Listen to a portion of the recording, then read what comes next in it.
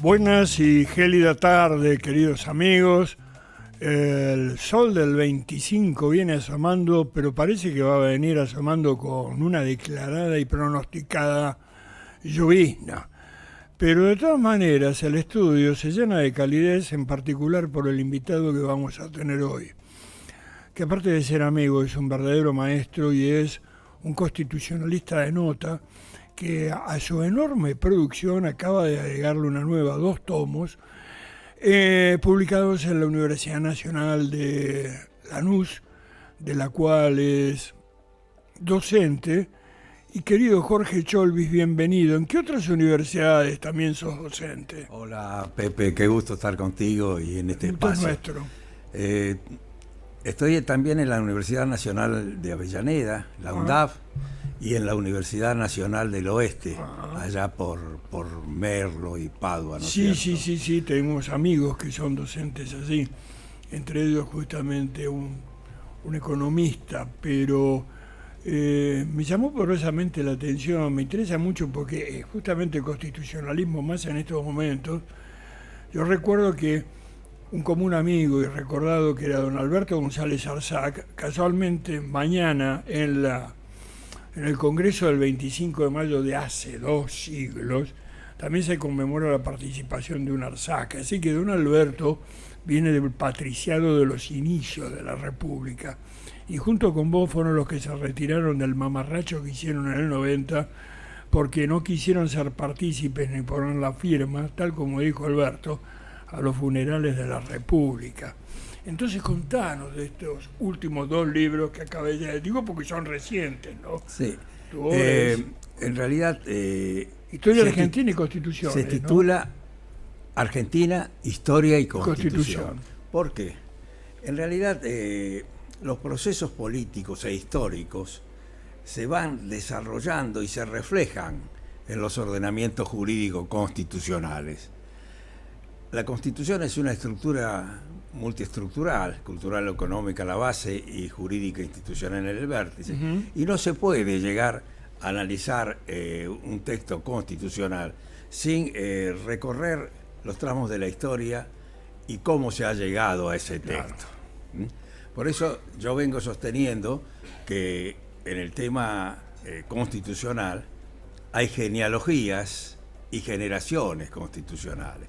Las genealogías son cortes verticales en los procesos históricos que se reflejan en los distintos espacios. Por ejemplo, está la genealogía republicana, representativa y federal, que viene desde el proceso constitucional de América del Norte, y la genealogía monárquica, unitaria y parlamentaria, que está en Europa. Por eso toda la formación de las constituciones escritas, que en realidad es el primer paso que inicia este constitucionalismo a fines del siglo XVIII, refleja la diferencia entre la Constitución real y la Constitución escrita. Esas genealogías constitucionales se reflejan en los distintos procesos históricos de los países, tal el caso en el nuestro, que lo comentamos, si es cierto, en esta semana de mayo. El texto escrito de las actas capitulares de mayo es el primer documento, pero luego se van reflejando en reglamentos, estatutos, la primera constitución de 1819, esa constitución de doble filo, aristocrática y con la puerta para una posible monarquía, y luego la de 1826 con otra concepción unitaria y demás. Por eso esas genealogías se van generando y desarrollando en los distintos procesos históricos. Pero también hay generaciones constitucionales. Y Rosa decía que era un papelito la Constitución. Claro. Es decir, que no estuviera completamente consolidado el país que era la Confederación Argentina. Estamos hablando de Juan Manuel de Rosas. De Juan Manuel de Rosas, bueno, claro. Voy a hacer un párrafo especial. Dale, por favor. En realidad... y por favor, porque Alberto González Arzac, tuve la dicha de tenerlo como presidente del Instituto Juan Manuel de Rosas, un revisionista de larga data, verdaderamente. Es muy importante, y creo que con Alberto lo hemos conversado varias veces. Sí, ya lo sé.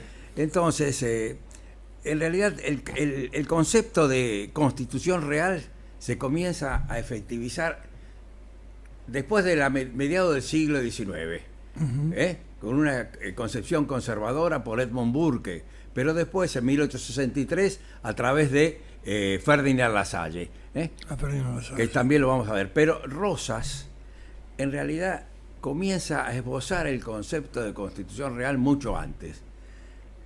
La Carta de la Hacienda de Figueroa, sí, que es donde hablaba del cuadernito. El cuadernito, por pero eso, el papelito dije, ahí está el concepto de Constitución escrita que se debe analizar teniendo muy en cuenta la estructura de la Constitución Real. Y esto hay que, brevemente, porque no lo podemos desarrollar en 2 minutos, esto hay que analizarlo y cotejarlo con la entrevista que le hicieron a Rosas en Southampton en 1872, en la cual él ya señalaba esta cuestión de que esa Constitución que se sancionó en 1853 no estaban dadas las condiciones, dado que ahora las vamos a desarrollar, dado que la separación de Buenos Aires, el tema de la guerra del Paraguay, y entonces ahí en esa entrevista profundiza el tema de la Constitución Real y la Constitución escrita. En fin, todo este aspecto del desarrollo del constitucionalismo es muy importante tenerlo en cuenta para analizar los hechos contemporáneos, ¿no es cierto?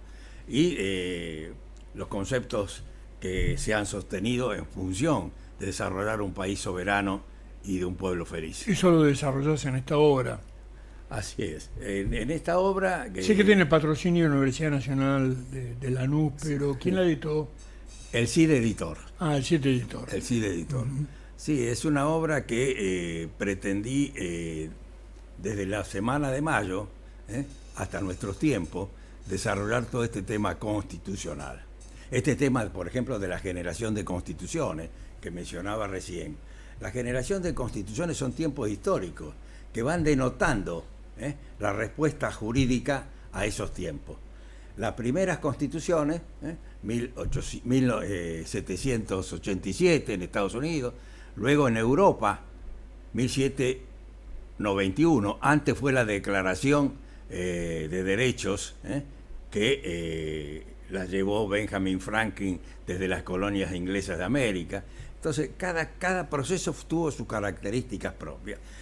Ahí se pone en marcha la Constitución escrita, dado que esa lucha de los sectores de la burguesía en ascenso contra el feudalismo y demás, trataba de incorporar esos objetivos y esos derechos que instituían. Por eso es muy importante señalar la diferencia entre Constitución y Carta Magna.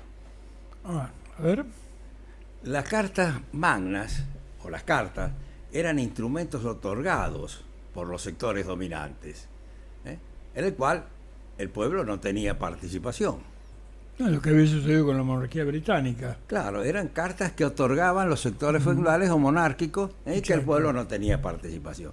Por eso, una cuestión importante es señalar la diferencia entre carta y constitución. Y ello está reflejado en el propio preámbulo de la Constitución de los Estados Unidos, que comienza con estas 3 palabras: We the people, no sé el pueblo. Sí, We the American people. Claro. Bueno, nuestro preámbulo es una copia de la Constitución nuestra, es una copia de la... Ahí copiaron bien, no los representantes. Ahí copiaron bien, ¿no? Porque todo lo nuestro fue una copia. Es decir, no estoy diciendo que la producción argentina haya sido una copia, sino lo que se impuso encima de lo que Claro. Eso lo hablamos bastante con Fermín Chávez, ¿no? Otro amigo. Pero esto me lleva también a un tema de actualidad. A ver. Que erróneamente está citado por el presidente de la República. Es el pensamiento de Alberdi. Alberdi... ¿El presidente conoce el pensamiento de Alberdi? Creo que no. Por eso es menester señalarlo. Porque el pensamiento de Roca evidentemente no lo conoce, desde el momento que habla en contra del Estado y levanta a la figura que consolidó el moderno Estado argentino, ¿no? Claro. Pero perdón, sí. A ver lo de Alberdi. Entonces, Alberdi. En ese periodo hubo 4 grandes pensadores: Alberdi, Mariano Fragueiro. Mariano Fragueiro, o sea, la Confederación. Claro, El Mariano pensamiento Fragueiro. económico de la Confederación. Claro, sí. el Estatuto de Hacienda y Crédito. Exacto, el pensamiento económico de la Pedro Confederación. de Angelis. Ah, el napolitano, que Claro. era el gran polígrafo del Claro, archivo claro, americano, Claro, archivo que se americano. publicaba en 13 idiomas Claro, archivo americano. y se leía en Estados Unidos. Así es, así es. Entonces voy a comentar una ¿Y anécdota. cuál sería el cuarto? Bueno, Sarmiento también, pero Sarmiento, Sarmiento sí. reflejando directamente la jurisprudencia y la doctrina de Estados Unidos. Sí, del cual ella Claro, admiraba porque había claro. sido embajadora Por ya. eso en esos tiempos se tiraban con libros. Sarmiento sacó un libro, Comentario de la Constitución de los Estados Unidos, y en la cual decía que prácticamente ya tenemos la doctrina y la jurisprudencia, que es la de los Estados Unidos. Y Alberdi le contestó con un libro, Estudio de la Constitución de 1853, donde señalaba las diferencias de interpretación y de concepto sobre el tema constitucional. Qué lindo este concepto que acaba de decir. En esa época se tiraban con libros, Claro. porque ahora ni siquiera se tiran con panfletos. Claro. Ahora son consignas, bueno, no quiero hacer comentarios del acto en el Luna Park el otro día, ¿no? Pero verdaderamente me da vergüenza ajena de lo que ha sucedido, justamente habiendo tenido más allá de los acuerdos o desacuerdos con estas figuras de nuestro pasado, pero no podemos menos que mantener una cierta relevancia. Estos Claro, hombres se claro. jugaban, El la sangre de ellos se la jugaban en la tinta, ¿no? Claro, Perdón. claro. La anécdota que quisiera comentar es A la ver. siguiente. Se había puesto en marcha la Asamblea Constituyente de Santa Fe 1852-54. Alberdi ya había sacado su libro Bases y Puntos de Partida. Ahí donde de alguna manera grafica el concepto de constitución, los objetivos, en la etapa concurrencial del capitalismo, donde todavía no se había ingresado su faz monopólica o imperial. Pero ya estaba funcionando la asamblea y estaba circulando en esa asamblea un libro.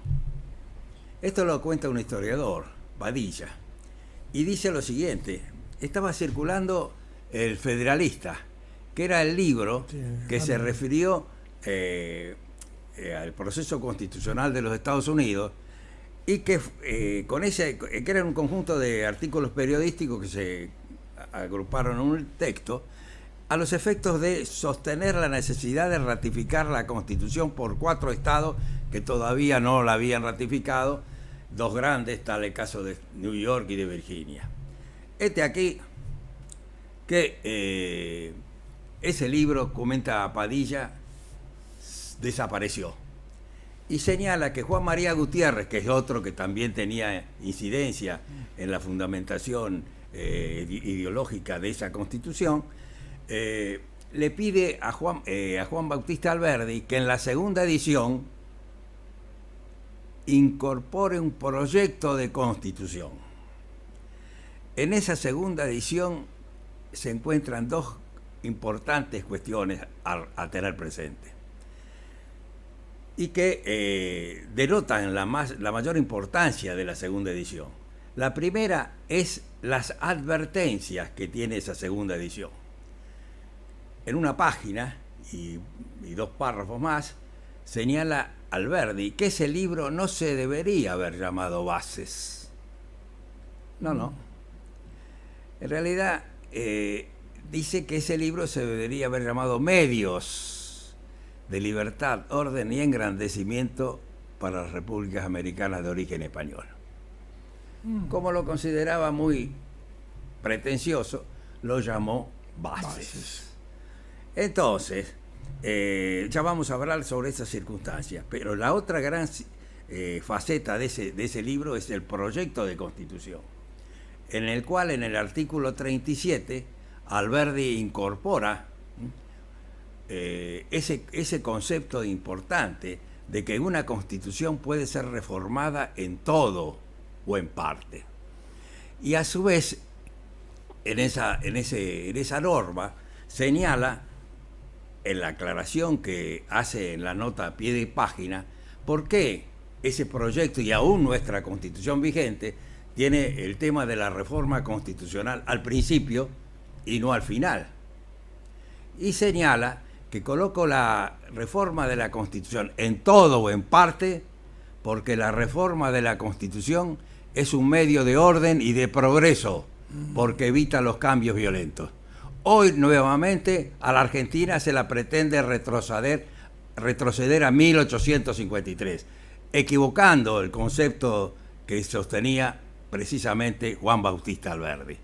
O sea que todo esto denota una falta de formación y de cultura política en la conducción de la República Argentina, en los objetivos, las finalidades y la forma en las cuales se está llevando a cabo este proceso en la República Argentina.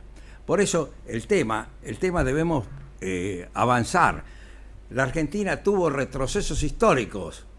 Uno es el que se pretende hoy día en nuestro país, pero también luego del golpe de Estado de 1955, que mediante un mando militar se deroga una constitución. Sí, también otro retroceso histórico a 1853. Son los traspiés de la historia que llevan a esos retrocesos y que colocaron a nuestro país sin poder solucionarlo en nuestro tiempo contemporáneo, donde la vigencia de los derechos humanos básicos no rige. El pueblo está careciendo de los mayores aspectos que hacen a la plena dignidad humana: la salud, el trabajo, la alimentación, la educación, la alimentación. Entonces, un pueblo que no come. Todo esto lleva al porqué la República Argentina no solo sufrió esos retrocesos, sino cómo se está manipulando el desarrollo político de nuestro país, fundamentalmente a través del golpe de Estado del 55. Ese corte histórico es imprescindible tenerlo en cuenta para saber por qué estamos acá. Entonces, volviendo al tema de las generaciones constitucionales, la Argentina tuvo 3 modelos de constitución: la agroexportadora de 1853-60, la etapa justicialista de la Constitución, 7 años en los cuales la Argentina pudo poner en marcha un proceso avanzado y de plena justicia social y vigencia de los derechos económicos, sociales y culturales, y la generación de constituciones de la década del 90. Esa generación de constituciones de la década del 90 reflejaba esa etapa del consenso de Washington y ese neoliberalismo que ya estaba llegando a los distintos países que luchan por su independencia. Es esa generación de constituciones que se reflejó no solo en los procesos de Colombia, por ejemplo, que lleva la Constitución de 1991, la de Constitución de Perú de 1993, que todavía están tratando de resolver sus problemas, y así en 1994 aparece en nuestro país esa Constitución.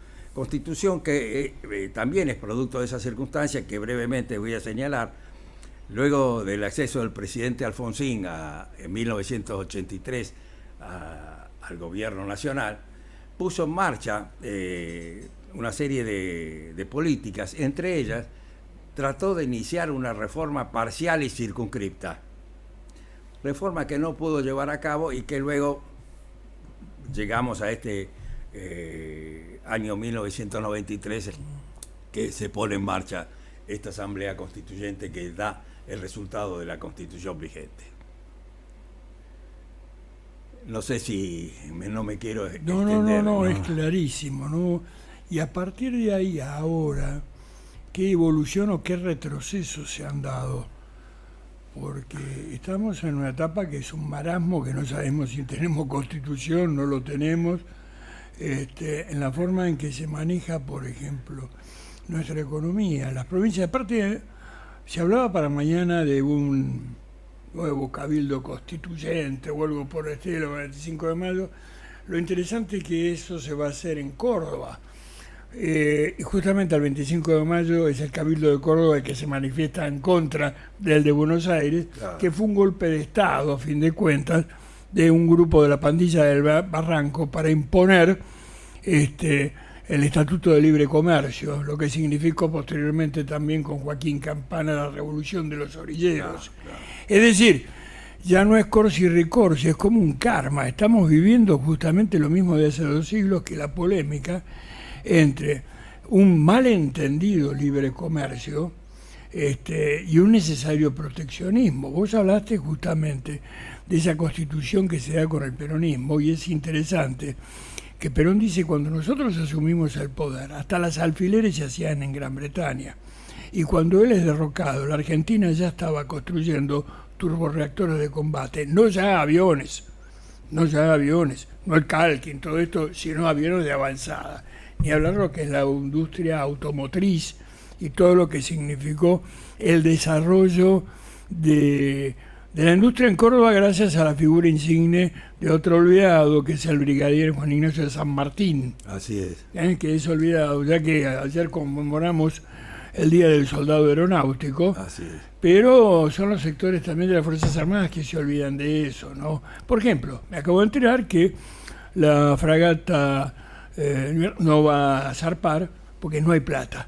Pero sí hay plata para que Larres en el Luna Park, o para viajes personales del presidente con su hermana, que nunca la escuché y que no sé qué función cumple. Sí, así jefe de gobierno, pero ¿qué es lo que piensa esa señora? Es más, no es que no le escuché ni idea.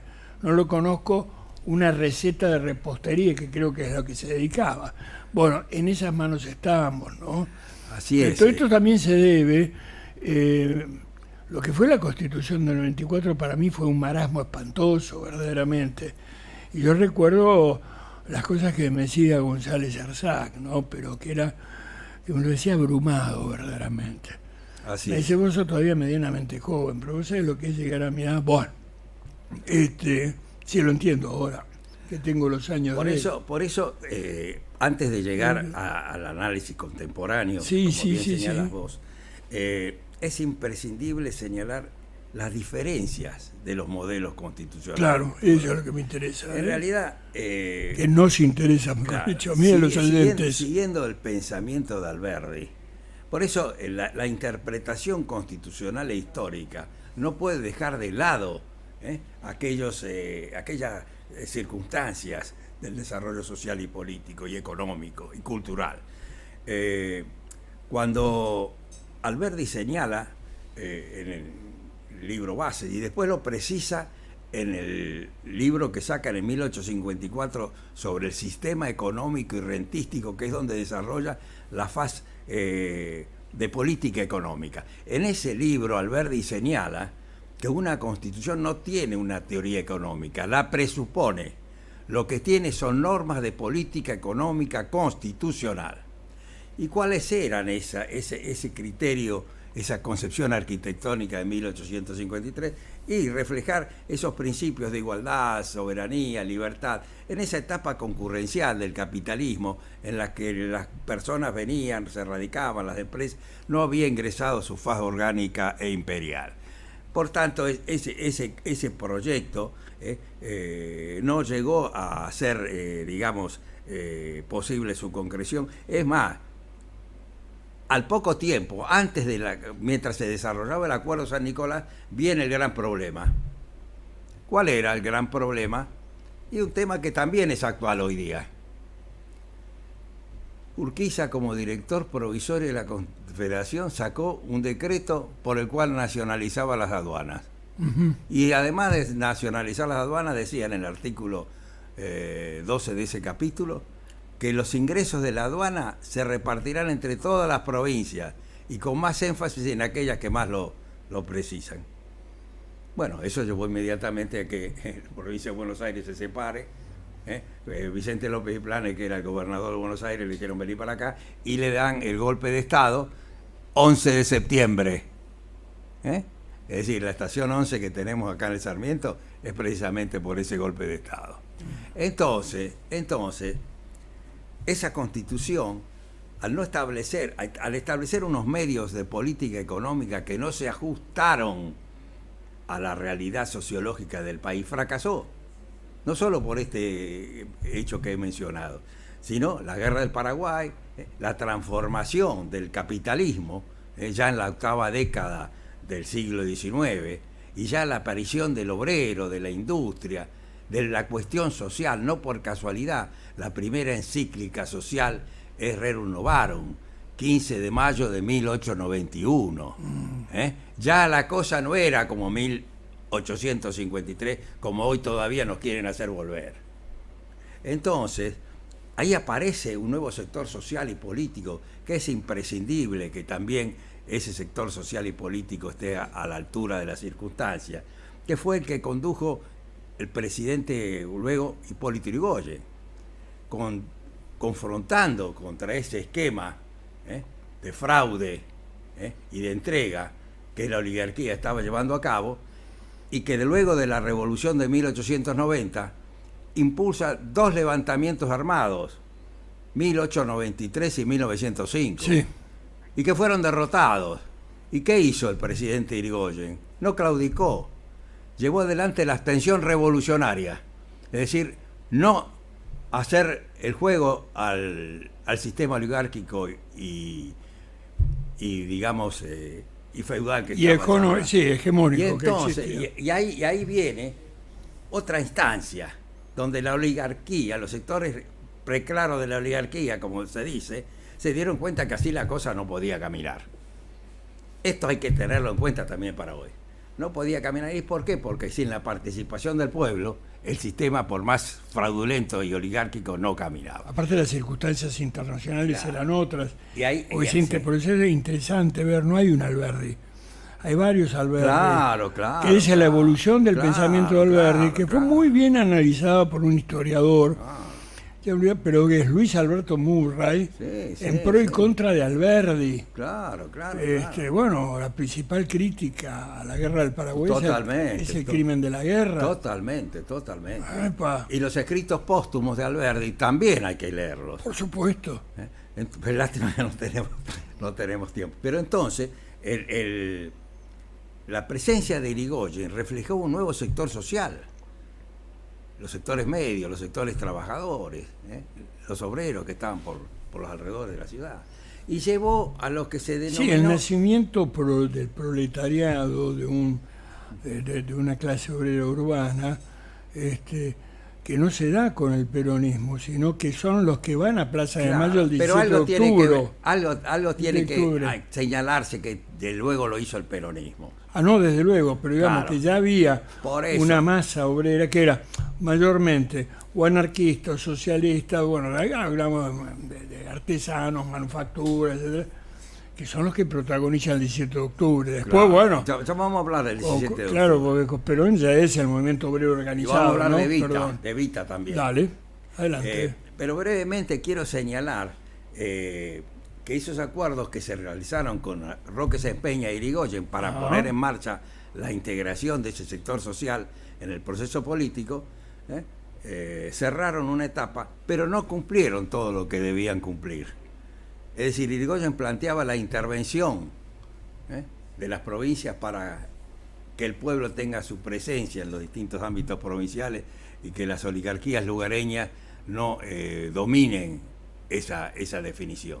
Lo planteó el seno del radicalismo, pero se le señaló presentarnos. Bueno, así es que el tema de la definición de las políticas de gobierno, luego del triunfo de Yrigoyen en 1916 en el Congreso Nacional, es decir, en diputados y senadores, estuvo sujeta a la conformación de las cámaras. Tal es así de que en la primera presidencia Yrigoyen tuvo un problema para efectivizar su política y recién en 1927 podemos encontrar una norma de suma actualidad que sostuvo el presidente Yrigoyen a través de los diputados personalistas que estaban en la Cámara, tal el caso de Diego Luis Molinari, Eduardo Yufre y otros. Fue el proyecto de ley que se sancionó en la Cámara de Diputados, por la cual se nacionalizaba y estatizaba los hidrocarburos en todas sus facetas: exploración, explotación, distribución y comercialización. Ese fue el motivo fundamental para el golpe de Estado del 6 de septiembre de 1930. Sin lugar a dudas, por eso yo defino que fue una revolución con mucho olor a petróleo. Claro, Y claro. no es casual que justamente Moscone y Sabio, pero fundamentalmente... Y el general Valdris también. ¿Cómo? Valdris Y el general Valdris, Sí. que lo acompaña justamente, terminan en Ushuaia, en la cárcel Claro. de Ushuaia. Claro. Y eran generales, ¿eh? Claro. Eso demuestra ya la fractura que había en las Fuerzas Armadas mismas, ¿no? Claro. De unas Fuerzas Armadas nacionales con un criterio y otras que no, que eran Claro. directamente Por eso custodiadas. el tema del olor a petróleo surge por lo siguiente. El golpe de Estado fue el día sábado, 6 de septiembre.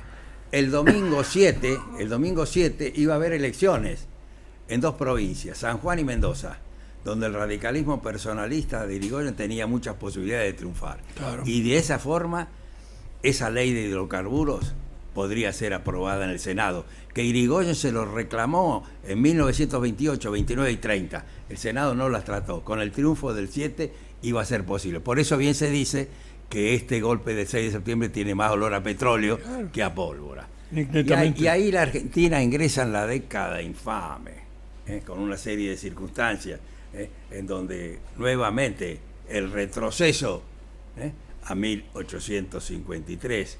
Y ahí aparece un concepto también de suma actualidad que no hemos podido resolver, que es el concepto de emergencia.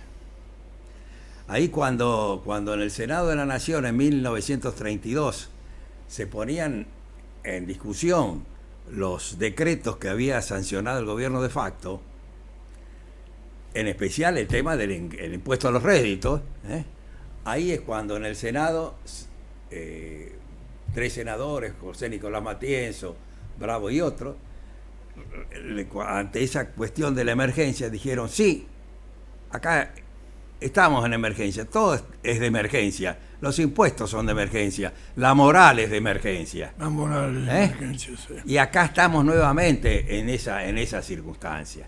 Y ahí brevemente pasamos la década infame y llegamos a una circunstancia histórica determinante, que fue el 4 de junio de 1943. Sí.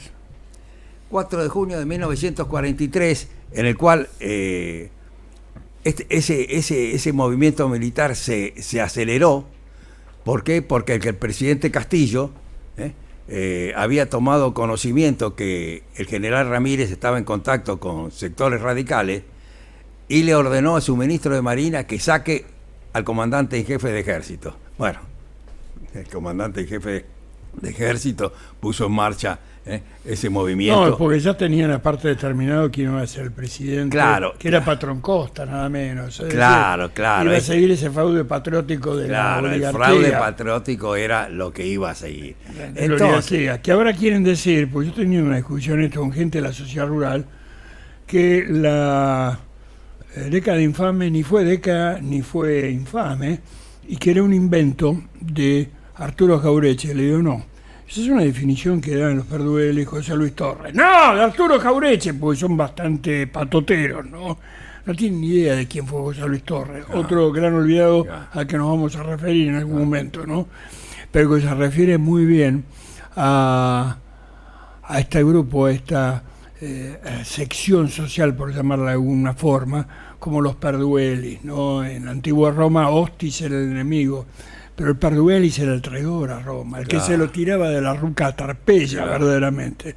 Y acá hemos tenido y lo tenemos, porque los que están actualmente gobernando son Perduellis, pero son Perduellis declarados. Lo dicen directamente. ¿Qué independencia ni nada? Nosotros estamos alineados con Inglaterra, con Estados Unidos y con Israel. Es decir, están renunciando inclusive a nuestra soberanía en la Antártida. Ya se habla de ponerlo en un ministerio Sturzenegger, que es un hombre que cuando pone el mapa no figura ni las Islas Malvinas, ni la Atlántico Sur, ni la Antártida. Les importa un carajo. Es más, lo que dijo él, ¿no?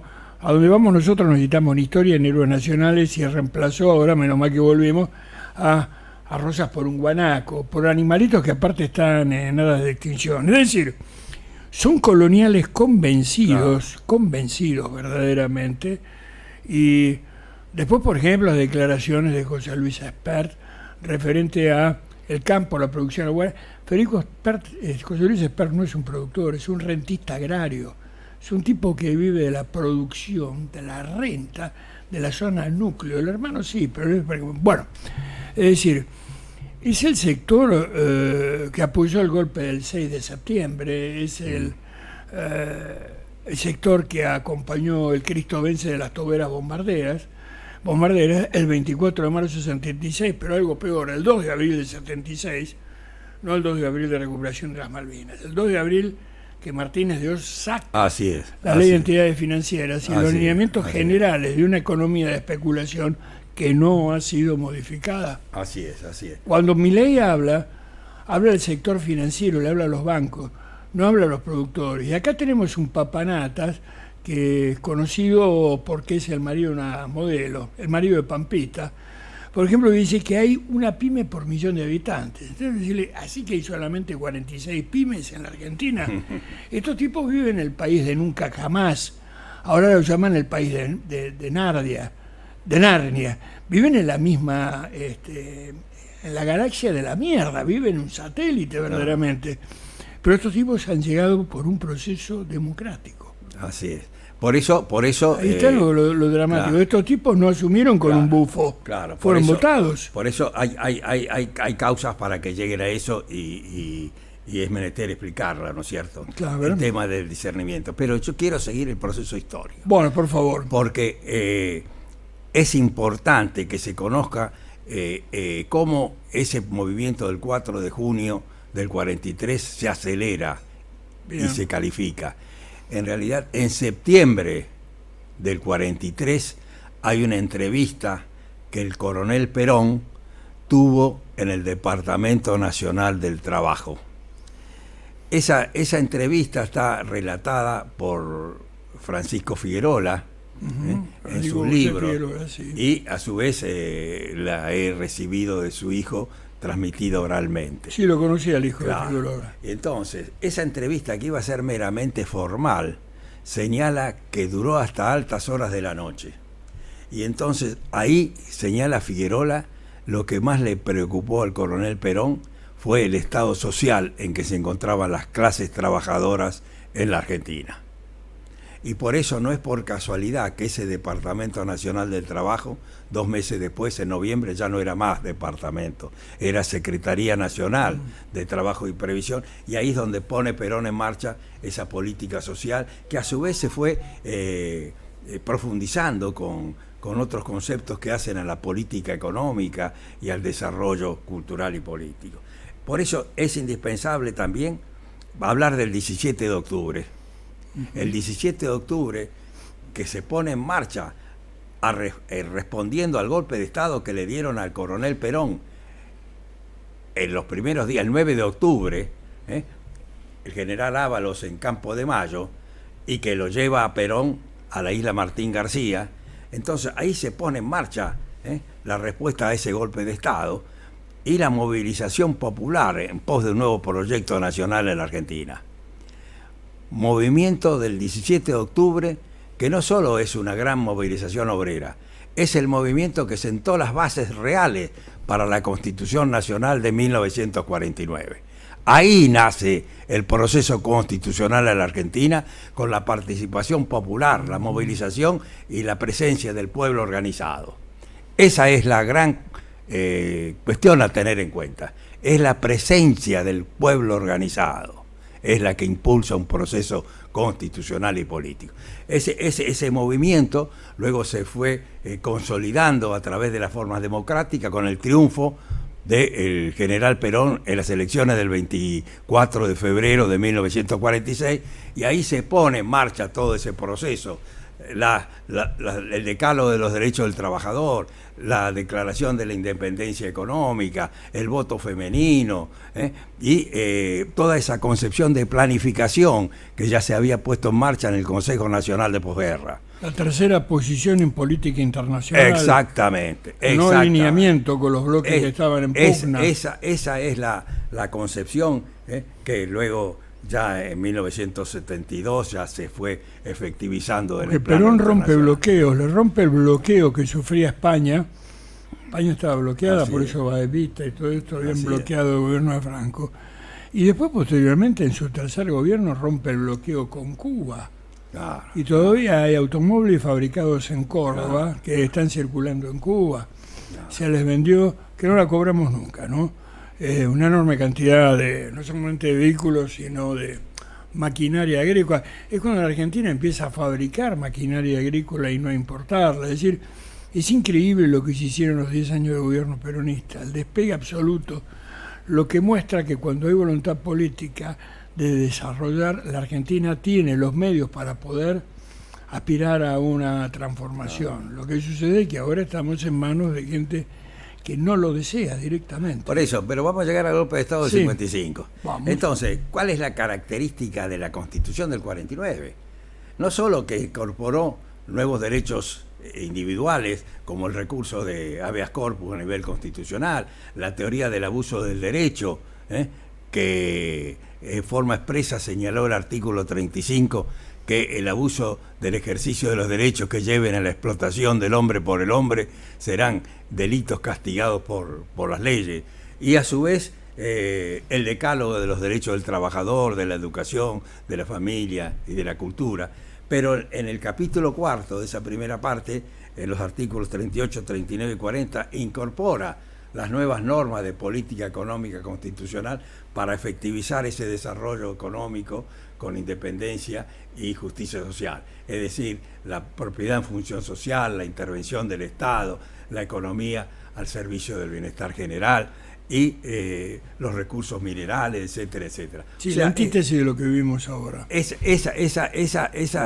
Esas normas, como decía Arturo Enrique Sampay, que se deben incorporar en una constitución, deben ser absolutas, unívocas y precisas para que los poderes de gobierno lleven adelante un proyecto constitucional sostenido por un pueblo organizado.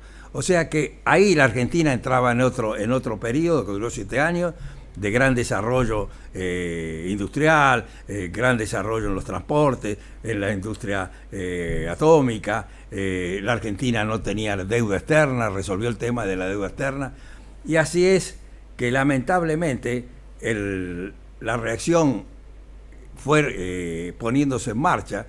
Ya en 1953, 54, 55, se produce el golpe de Estado. Golpe de Estado que en realidad tuvo 2 etapas.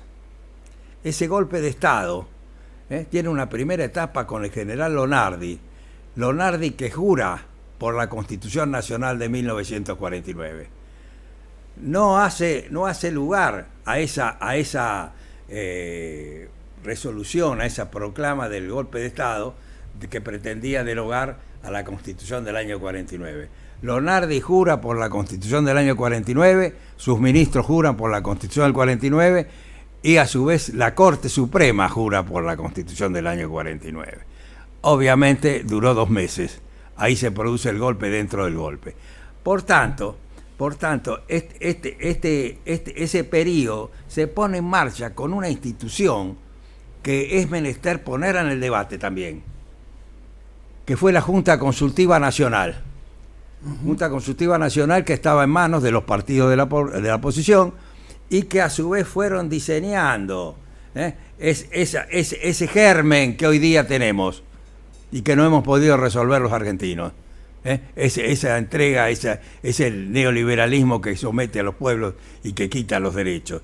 Entonces, esa Junta Consultiva Nacional llevó adelante todo una instancia de formación y de confusión política, y la primera nota que llega a esa Junta Consultiva es una carta del contraalmirante Isaac Rojas, que les decía a los consejeros y le preguntaba: ¿tiene una constitución la Argentina? Y en su caso, ¿cuál es? ¿La del 53 o la del 49? Ahí empieza toda esa elaboración para el ocultamiento y la frustración constitucional argentina. Entonces, esa Junta Consultiva tuvo 3 tipos de sesiones: públicas, reservadas y secretas. Aquí que hubo un decreto de Aramburu, al final de su periodo de facto, que le ordenaba al escribano general de la Nación que publique las actas, reservadas, públicas y secretas. Ahí está el ocultamiento de la historia. Cuando en el edificio de la Biblioteca de la Corte Suprema, que estaba viendo los 2 tomos de las sesiones públicas, veo eso, bueno, bajo inmediatamente y voy a la Escribanía General de la Nación. Quiero ver las actas. Bueno, Yo creo que si se caía un marciano se hubieran sorprendido menos que la pregunta que les hice. Bueno, conclusión, verbalmente me decían que no existen las actas, que no las tienen, y la pedí por escrito. Ahí está el ocultamiento de la historia. Yo ya sé qué decían las actas, porque he hecho una relación entre los sucesos. Una vez que la pediste por escrito, ¿la revelaron? No, las actas no existen todavía. No las han mostrado, pero yo ya sé, porque hice una relación. Existen, pero no las muestran. No las muestran. Existe. ¿Por orden de quién no las muestran? El ocultamiento de la historia. Bien, pero ¿quién lo oculta? Siempre hay alguien detrás. Yo tengo las respuestas en mi libro, este último que mencionamos antes y el otro anterior, Revisionismo Histórico Constitucional, donde publiqué las notas que presenté a la escribanía y las respuestas que tuve. Ajá. O sea que no tiene la escribanía esas actas. ¿Quién lo ordenó? No sé, pero que la escribanía no lo tiene, no lo tiene. Entonces, hice una relación entre los sucesos y las actas. Cuando la Argentina ingresa al Fondo Monetario Internacional. Después del 55. Claro. ¿Qué han tratado esos días? Y han tratado eso. Y cuando la Argentina aprueba el plan Previ, ¿qué han hecho? Y estas políticas económicas que hoy día estamos, que han germinado desde ese tiempo hasta acá, sí, por eso tampoco son novedad estas pretendidas políticas novedosas económicas que pretende efectivizar el gobierno nacional. Son producto del retroceso histórico, producto de ese golpe de Estado que ingresa a la Argentina en un periodo de marchas y contramarchas, y que lamentablemente a través de la cooptación política, a través de la manipulación sectorial, la Argentina no ha podido levantarse. Por eso también es muy importante tener presente el pensamiento de Perón en 2 o 3 aspectos que es muy largo de desarrollarlo, pero Perón señalaba la importancia de la cultura política y cómo este sistema lleva a la dispersión política, cómo estos partiditos que se dividen en un país dan la posibilidad de que los sectores concentrados del poder económico, comunicacional, mediático y cultural son los que de alguna manera efectivizan sus poderes de gobierno, que es lo que está ocurriendo hoy. Por eso podemos llegar paso por paso a cómo estamos padeciendo este tiempo hoy día en la Argentina. Entonces, hablar de la Junta Consultiva sería también muy importante y llevaría mucho tiempo. Pero ya se dividieron en la Junta Consultiva, al final. En la propia Junta Consultiva, Oscar Allende y López Cerrón ya no querían saber nada con este tema de que el golpe de Estado avance en una asamblea constituyente. Y por eso ahí se divide la Unión Cívica Radical, antes de las elecciones constitucionales, y a su vez Allende, con la Unión Cívica Radical Intransigente, va a la asamblea para impugnar la convocatoria. Y esa asamblea, que fue convocada con la proscripción del movimiento político mayoritario, estos democráticos, entre comillas, ignoran, ocultan que la gran mayoría del pueblo argentino estuvo proscripta para ir a esa asamblea. Y a su vez también ocultan que gran cantidad de constituyentes, como fue Oscar Allende y la Unión Cívica Radical, y aún del sabatinismo de Córdoba, los 8 convencionales que tenía, impugnaron la convocatoria. ¿Y qué pasó con esa asamblea? Esa asamblea tuvo también 2 tomos de diario de sesiones. Un primer tomo es para ver qué resolvían a todos aquellos que se rasgaban las vestiduras en el año 48-49 por los 2 tercios y por otra serie de palabrejas que pretendían minimizar el proyecto constitucional. Convalidaron la convocatoria por un bando militar. Se olvidaron del artículo 30 de la Constitución, que establece que es el Congreso. Y entonces, bueno, después que resuelven seguir funcionando,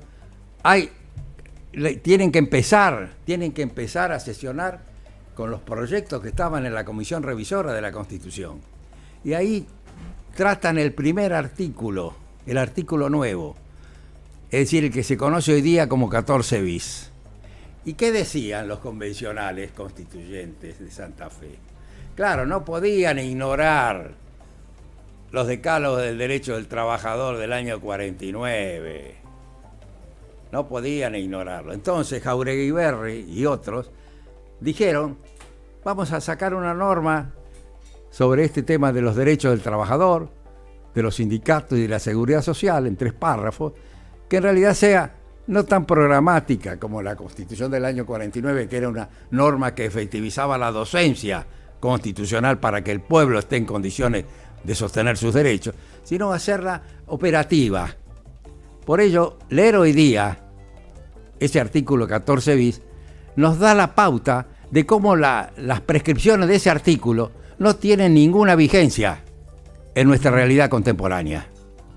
Es más, con relación a los salarios, con relación al control de producción, el control de producción, colaboración, la participación en las ganancias de las empresas, control de producción y colaboración en la dirección está en la Constitución. Y como decían los convencionales constituyentes, y está en el diario de sesiones, desafío a quien señale que no es así, en el diario de sesiones dicen los convencionales, ponemos este diseño para que estas normas tengan vigencia aún en el supuesto que el Congreso no las reglamente. Hoy día, confrontar con el control, con la manipulación de los precios por los sectores que están afectando a los sectores populares, tiene una norma constitucional el sindicalismo.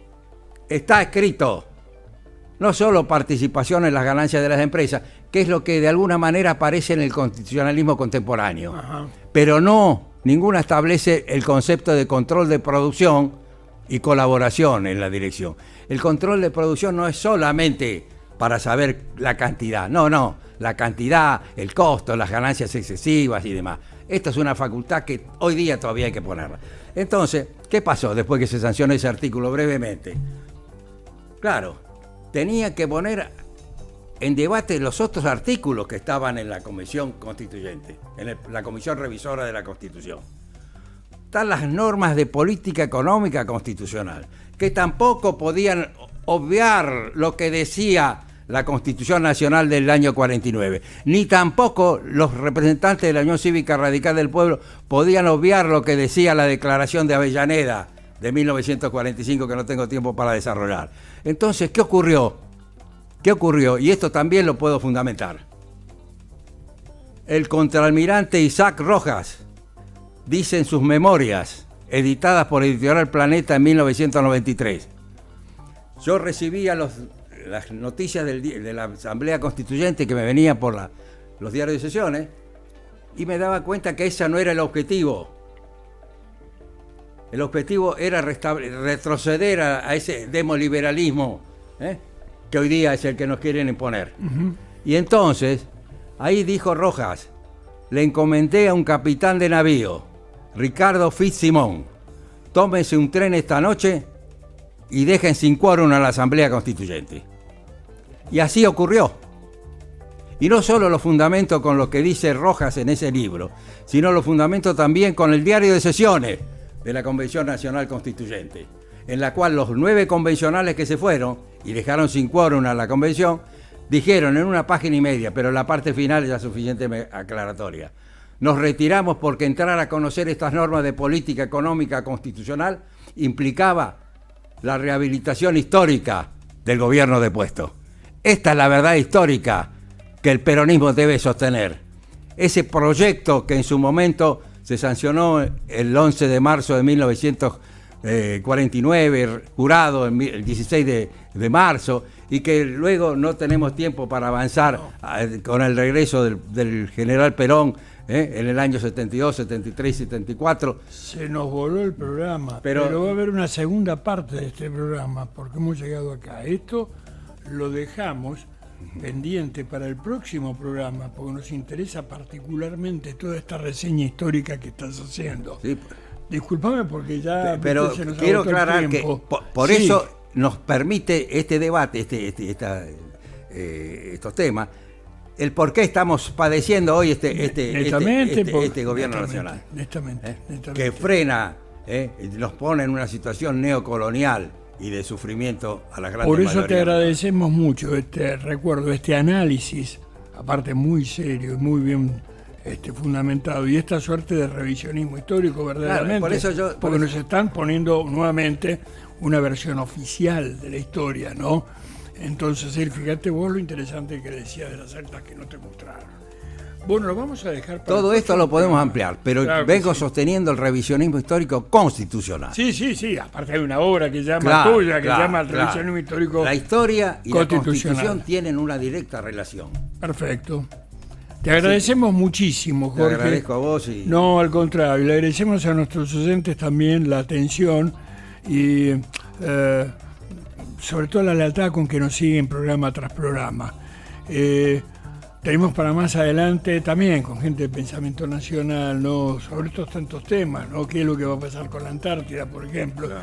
Que tiene que ver también con la Constitución Nacional, porque la inalterabilidad del territorio nacional está, ¿no?